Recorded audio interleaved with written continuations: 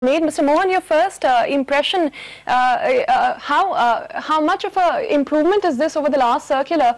Is this sufficient now to perhaps kickstart the resolution process? Well, first of all, I think that at least it's an encouraging move in the right direction to solve the NPA problem or to make some progress on the NPA problem. So I think that it's a move to be welcomed. My own preference would have been to set up a bad bank, but maybe this can still morph into a bad bank. Mr. Mohan, do you believe that there will be a requirement for more clarity, more circulars clarifying the fine print? For instance, we were discussing just before you joined in if there would be a circular or on the insolvency issue, for instance. Well, I'm in a sense less interested in circulars.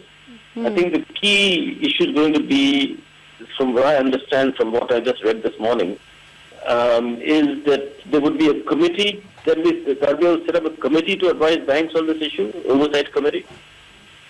Well, that is something we're, still awaiting directions from the Reserve Bank of India on. But this is, in the meantime, the first sweeping change they've actually made in the JLF guidelines. So, sir, coming back to these guidelines, a lot of times we see that decisions get, delayed because there's not adequate representation from the banks, and therefore they have to go back and get permissions from their boards. Here, but do you think the power of the board is somewhat diluted if, this decision of the JLF is binding on all member banks and they do not get to go back to their boards to get that ratified? Well, presumably they will have to come empowered from their boards to accept these decisions. So in that sense, the board is not disempowered. But as I said, I'm more interested in the issue of the Oversight Committee, because the key problem that exists, as has been acknowledged, is that bank chairmen, bank boards, etc., are reluctant to do the haircuts necessary in fear of the various oversight organizations that we have in India. Now, therefore, and that the proposal in some sense, in principle, is that now there will be some oversight committee which will then shield them from those oversight committees, from those CAG, etc. In that case, Mr. Mohan... My question in some sense is, so I think the important issue is, what kind of oversight committee will the RBI appoint? What kind of people will this oversight committee have? Will they be RBI staff, RBI deputy governors, executive directors, senior staff, or will they be taking people from outside? Mr. Mohan, in your opinion, who should be part of that committee? Well, I feel that it should be people from outside. The way I sort of put it is, you need citizens above suspicion. And my model is the kind of model used by the government to solve the Satyam case, where they appointed, if I remember correctly, 5 people or 6 people who were in some respected by everyone in the country, and so that when they resolved the Satyam issue, no one raised any questions and the whole issue was resolved very amicably. Now, so it seems to me that you will need, that the best thing would be to find half a dozen very respected people, respected in the financial sector, also maybe even respected in that is what we were coming to, Mr. Mohan. Do you think there'll have to be sector-specific experts on each oversight committee, which perhaps it also looks like will have to be it'll have to be reformed every now and then, depending on the kind of case that's coming up? No, I don't think you need sector-specific experts in such a committee, because they can always hire advisors or to look into specific issues. The most important qualification to be that committee would be people who are known to be completely incorruptible, have great respect in the country, and of course have a certain degree of financial expertise to understand how these things work. And for specific cases, of course, they can then get any expertise they want. Yeah, I mean, absolutely above board. I mean, people who, as you said, no questions can be raised. To your mind, is that the sort of key missing piece of the puzzle in this entire thing? I mean, so this is done. I mean, this is for banks and JLF, but that is a real big thing. Yeah, I think that's the key issue. one can't say it's a missing piece because the whole thing has not yet been totally reviewed. Okay. They must be still working on it. And what I would further go to say is, what I said right at the beginning, that if they appoint such the kind of oversight committee that I'm talking about, then, one could even morph that into a bad bank in the sense that you then can set up an institution with that kind of committee at the head of that institution. We spoke with Mr. Sanjeev Sarneyal, the principal economic advisor, and to a question about bad bank, he said, well, it was considered, but it was decided that a bad bank would simply be a kind of a warehouse where you dump all the problems, but at some later date you'll have to deal with those. So it doesn't work. And of course. So, I mean, what you're saying that would still be an idea to be thought about, but you need this oversight committee. Yeah, I don't agree with him that it doesn't work because a bad bank has been set up in many cases in different countries and has worked. Of course, the point is that if you given the size of the NPAs and all the banks, that it's not going to be the case that suddenly you wave a wand and it gets solved. It takes time for these workouts to take place. And so the advantage of a bad bank is that if there's agreement on setting up such a bank, if people understand it, and given the determination that the government is showing from this move, that there is an interest in solving this issue. So you would say in an ideal world, Mr. Mohan, the bad bank should be functioning subsequent to the oversight committee? Yeah, what I'm saying is that what would be useful in this mechanism is you set up an oversight committee, you start functioning, you start understanding how these issues can be resolved, and then that could morph into a bad bank. Because one issue that does bother me in what I've just read this morning is that the regulator and monetary policy authority, that is the Reserve Bank, getting involved in decisions, in essentially commercial decisions, and that would certainly lead to politicization. Now, therefore, if I was in the Reserve Bank, I want to set some distance between the Oversight Committee and the Reserve Bank.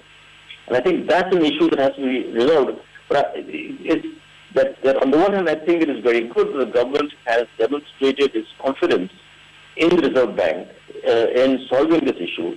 On the other hand, we need to be careful not to compromise the institution. Mr. Mohan, are you saying there is a fear of micromanagement or perhaps too much interference from the regulator when it comes to handling of stressed assets, something the expertise for which is not really with the regulator, it is to regulate banks and not really stressed assets, but with professionals and perhaps people within the bank itself? Yeah, no, I wouldn't call it interference because they've been asked to do this job. So you can't call it interference, but that's the job they would be performing. So it can't be called interference. My point is that on the one hand, the Reserve Bank is the regulator and supervisor of banks. Yes. Now, suppose that you form the Oversight Committee and the Reserve Bank is responsible, then if suppose the Oversight Committee doesn't work well, this mechanism doesn't work well, and the bank's quality doesn't improve, in that case, is the supervisor itself responsible for not functioning? While... so I think there's a real issue in terms of setting up mechanisms so that you can distance this Oversight Committee from the core Reserve Bank function of regulation and supervision of banks. While, Mr. Mohan, that oversight committee will be formed to give comfort to banks, the resolution tools available with them currently, the S4A, SDR, have hardly been successful. After all, for OC to vet a proposal, it will still have to be implemented under the existing tools. Do you think first those tools would have to be changed or perhaps completely done away with, and only then can some sort of resolution be arrived at for the OC to then ratify? Well, obviously, the Oversight Committee will have to work out how it's going to utilize the current mechanisms or any new mechanisms. They'll have to set in motion a whole process of how they're going to do it. And the point is that, look, you're talking about more than 20 public sector banks, each of whom have significant amount of NPAs. So what kind of staff will this committee have? Will it be core Reserve Bank staff that will be serving the committee? Will it be just the existing bank staff that will be serving the committee? How is it going to work? And that's sort of the reason why I prefer a bad bank, we have to set up a staffing mechanism there.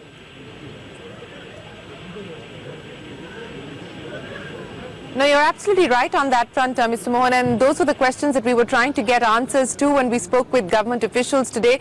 But the response was that the composition of the Oversight Committee is something that the Reserve Bank will give us more clarity on in due course of time. But just to go back to the issue of the JLFs, and this was the concern that was being raised by bankers, and perhaps this is what the Reserve Bank is trying to sort of get over when it says that if there are certain banks that don't agree with the decision of the JLF, that they can leave with certain riders, etc. Do you believe that at least as far as the JLF process and mechanism itself is concerned, with what we've seen the Reserve Bank put out by way of its guidelines today, that could perhaps now be much more effective? Yeah, I hope it will be more effective, but I think all this remains to be seen.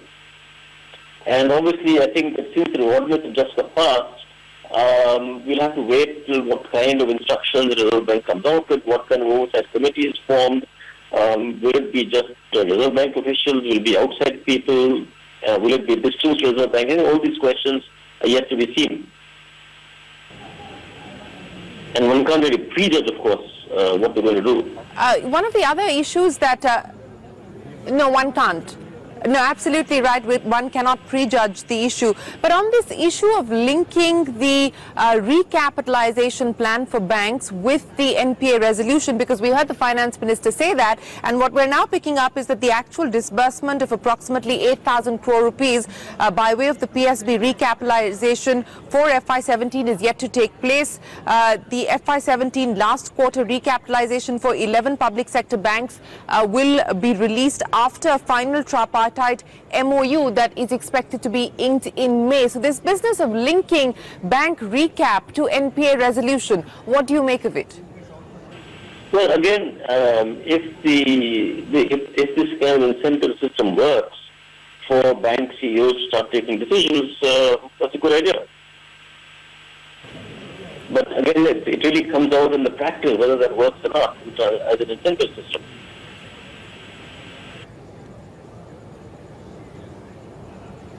Yes, those are questions that we will require answers to. Mr. Mohan, thank you so much. You've been kind enough to stay on through this breaking news, and it's been